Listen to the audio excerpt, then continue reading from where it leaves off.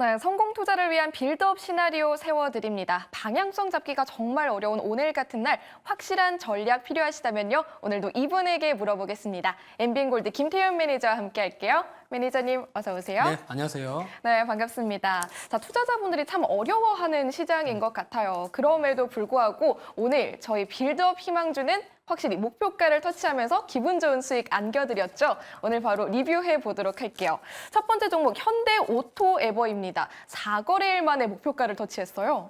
네. 뭐 운이 좋았죠. 뭐 솔직히 좀 시장이 너무 어렵기는 한데요. 자, 우선은 이제 현대오토에버 같은 경우에 이제 지난주에 목요일 날 이제 편입을 했었던 거고, 그 당시에 이제 현대차 그룹주 또는 이 자동차 부품사들이 전반적으로 좀 좋은 모습 보여주다 보니까 사실 그런 종목들 따라가기에 좀 부담이 돼서 좀 바닥 구간에 있는 종목 한번 공략해 보자라고 말씀을 드렸었는데, 자, 지난밤 이제 테슬라 관련된 이슈로 인해서 뭐 이런 자율주행 관련된 종목들도 오늘 상당히 좀 강한 모습 보여줬고요.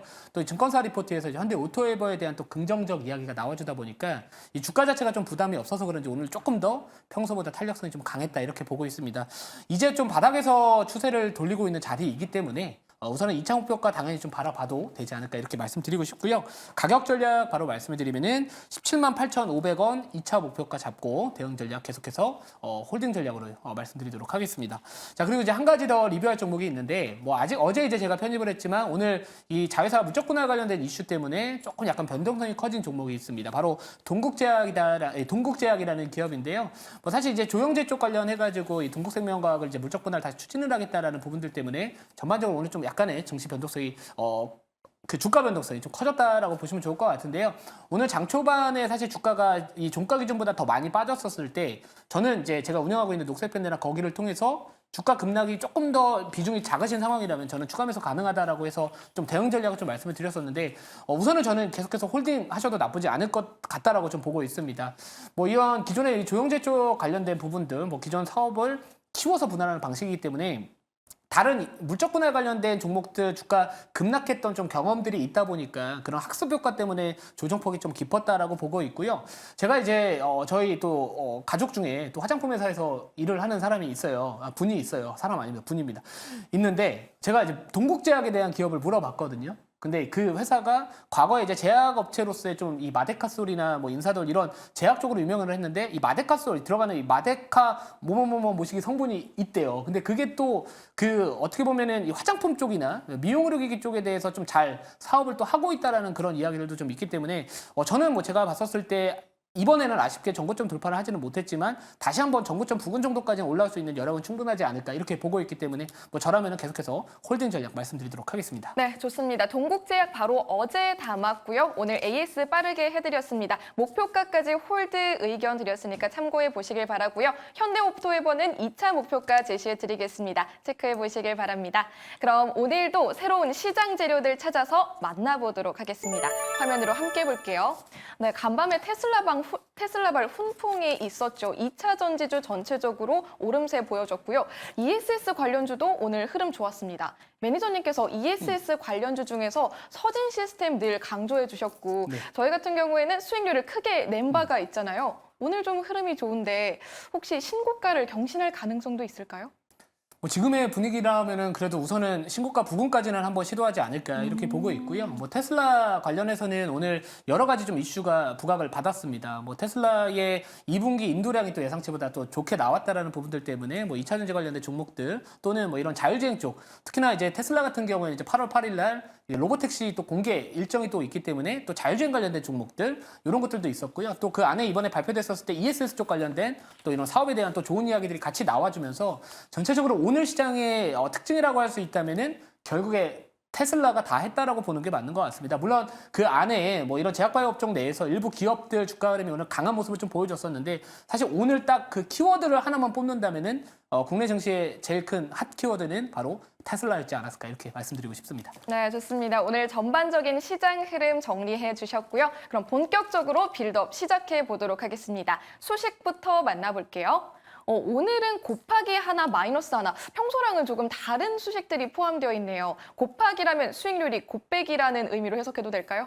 배가 고파서 곱하기입니다. 아, 자, 죄송합니다. 아무튼 네. 그 PD님이 귀에다가 맨날 왜 곱하기 없냐고 하셔가지고 근데 아. 사실 이제 곱하기라는 거는 어떻게 보면 되게 좋을 수도 있는 거고 또 어떻게 보면 빠졌을 때 또 변동성이 좀 클 수도 있다는 걸 의미한다는 것 좀 여러분들한테 말씀을 드리고 싶고요. 특히나 이제 최근과 같이 변동성이 확대되는 시장에서는 사실 우리가 이제 전략을 잡았을 때 뭔가 좀 부담되는 자리에서 처음부터 달려들 시장은 아닌 것 같거든요. 그래서 이런 곱하기 있는 종목이라고 해서 너무 확대 해석은 안 하셨으면 좋겠지만 만약에 제가 생각했던 투자 포인트가 부각받는다면 충분히 상승 변동성까지도 커질 수 있는 종목이라서 오늘은 제가 처음으로 곱하기 넣었다 이렇게 보시면 될 것 같습니다. 기대해 볼 만한 것 같긴 한데요. 근데 곱하기랑 마이너스가 같이 있어서 좀 헷갈리는 것 같아요. 감이 안 잡힙니다. 네, 저의 목적이 우선은 성공을 한 것 같고요. 네. 자, 우선은 뭐 곱하기는 뭐 당연히 좋은 부분들도 있겠지만 뭐 마이너스 요인 같은 경우에는 당연히 주식하다 보면은 좀 부담되는 요인들이 있거든요. 특히나 이제 3분기 제가 잠시 뒤에 왜 3분기가 요 부분이 좀 부담될 수 있을지는 잠시 뒤에 제가 말씀드릴 테니까 조금만 기다려 주시면 좋을 것 같습니다. 네, 좋습니다. 그럼 바로 확인해 보도록 할게요. 첫 번째 재료 공개합니다. 네, 첫 번째 재료는 파월로 뽑아주셨네요. 간밤에 연설이 한번 있었잖아요. 네. 상당히 비둘기적인 발언이 나왔어요.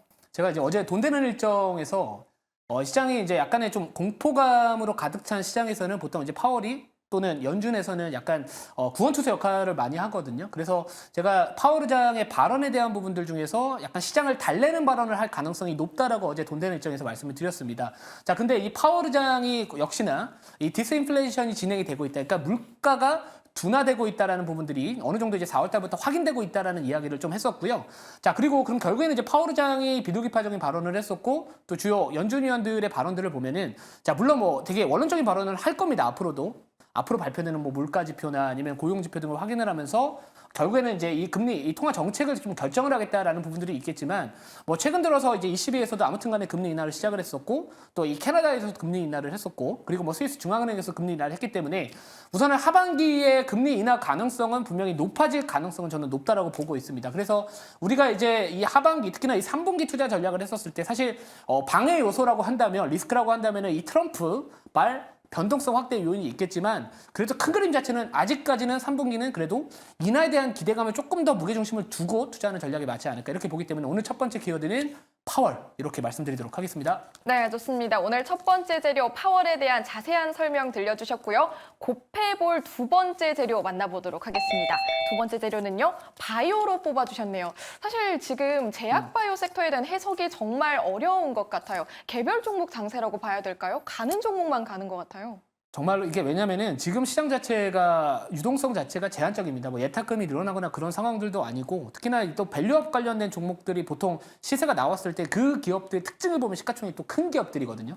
그런 기업들이기 때문에 지금 제한된 유동성 상황 속에서는 결국에 이슈가 확실히 붙어 있는 종목들 위주로만 상승할 가능성이 높고 이전에는 사실 우리가 제약바이오 섹터 하면은 한 종목이 땡겨버리면 예를 들어서 오늘과 같이 HLB 그룹주들이 급등을 다 해버리면은 제약바이오 웬만한 종목들이 막 3%, 5%, 10%다 같이 올라가는 시장이었다면 요즘 시장의 특징을 바라본다면 반도체도 마찬가지고 2차전지도 마찬가지고 어떤 업종이든 간에 이슈가 없는 종목들은 단순히 수급 자체가 같이 들어오지는 못하는 시장이기 때문에 우선은 이 바이오라고 제가 키워드를 뽑았던 거는 아까 제가 첫 번째 키워드가 파월이었죠.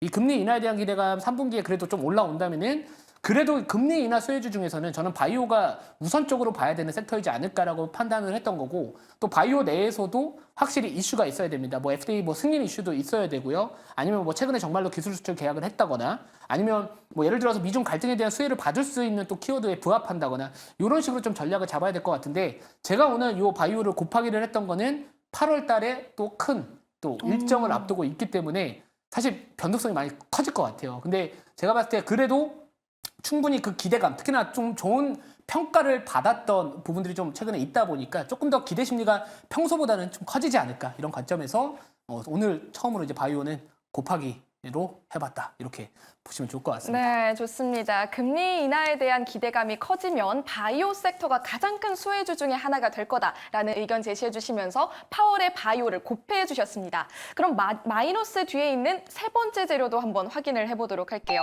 세 번째 재료는요, 변동성으로 꼽아주셨네요. 네, 변동성이 이제 3분기에 좀 투자를 할 때 쉽지는 않을 것 같아요. 솔직히 말씀드리면 제가 이제 그 자료를 하나 좀 보내드렸었는데 한번 띄워주시면 좋을 것 같은데 자, 우리가 이제 원래는 미국 대선 토론회가 9월 달부터 보통 시작을 하기 때문에 일반적으로 9월 이후에 주가 변동성이 좀 확대가 됐었습니다. 과거에. 근데 이번에는 6월 달에 이제 바이든 측의 요구로 인해서 토론회 자체를 좀 앞당겼기 때문에 이미 미국의 대선 레이스는 시작을 했다라고 볼 수밖에 없는 상황이고요. 현재 보시는 이 자료 화면을 보시면은 확실히 이제 미국 대선 토론회 이후에 시장의 변동성 자체가 많이 높아지고 있다라는 자료를 보여주고 있습니다. 내용을 보여주고 있고, 뭐 이거 외에도 제가 또 녹색펜대에다가 공유드렸던 자료 중에서는 대선 토론회가 시작되고 나서는 특히나 정권 교체가 예상이 되고 있는 시기에서는 또 달러 인덱스 변동성이, 그러니까 달러화의 변동성도 같이 커지기 시작을 하기 때문에 결국 달러화의 가치가 만약 올라가게 되면은 또 원달러 환율에 대한 또 이런 자극 때문에 또 변동성 확대 때문에 전반적인 국내 증시에 대한 수급이나 이런 것들이 조금은 불안정할 수 있습니다. 그래서 지금 상황에서는 결국에는 우리가 투자를 하게 된다면은 이 변동성이라는 것 자체를 잘 다룰 수 있는 분들 같은 경우에는 기회 요인으로 되겠지만 뭔가 급등한 종목들, 특히나 막 돌파를 하는 종목들 또는 약간 고가놀이를 하고 있는 종목들 내에서 좀 트레이딩 하시는 분들이라면은 뭔가 이 하루 이틀 사이에 막 10% 20%씩 그냥 빠지는 시장이 당분간은 지속될 가능성이 높기 때문에 우선은 마이너스 요인으로는 변동성이 그래도 좀 부담스럽지 않을까라는 관점에서 이렇게 세 번째는 변동성으로 뽑아봤습니다. 네, 좋습니다. 시장의 호재뿐만 아니라 리스크 요인까지 고려해 주셔서 세 번째 재료 변동성으로 뽑아주셨습니다. 그럼 빌드업 희망주 바로 공개해 주세요. 네, 종목명은 오스코텍입니다. 자, 근데 물론 오스코텍이 제가 이제 이 기업으로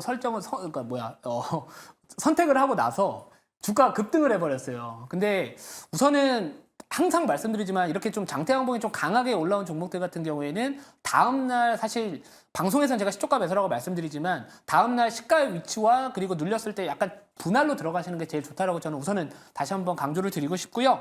오스코텍 같은 경우에는 이제 유한양행하고 마찬가지로 거의 비슷하게 움직입니다만 사실 제가 오늘 이제 방송에서 유한양행하고 오스코텍하고 고민을 많이 했었어요. 왜냐하면 오스코텍이 그래도 덜 올라가고 있어서 변동성이 커졌을 땐 유한양행이 저는 편하거든요. 근데 그 당시에 제가 오늘 이 종목을 선택을 했었을 때 덜 올라갔기 때문에 사실 오스코텍을 택했던 건데 똑같이 간다라고 봅니다. 어차피 비슷하게 갈 거지만 약간의 그 변동성에 대한 부분들 때문에 차이는 좀 있을 수 있다. 이렇게 보시면 될 것 같고, 자 8월 달에 이제 레이저 티닙하고 아미반타밥에 대한 병역요법 FDA 또 승인 또 여부가 또 발표가 될 예정에 있습니다. 아까 말씀드렸던 뭐 파월 의장의 발언뿐만 아니라 뭐 바이오 섹터에 대한 최근에 관심도가 증가하고 있는 상황에서 충분히 다시 한번 그 기대감이 반영될 시점이지 않을까 이렇게 말씀드리고요. 자 가격 설정 바로 말씀드리도록 하겠습니다. 가격은 시초가 매수로 우선 접근을 하고 목표가 5만 원 그리고 손절가 3만 5천 원 말씀드리도록 하겠습니다. 네, 빌드업 희망주 오스코텍 담아봤고요. 가격 참고해 보시길 바랍니다. 오늘도 무료 방송 준비해 주셨잖아요.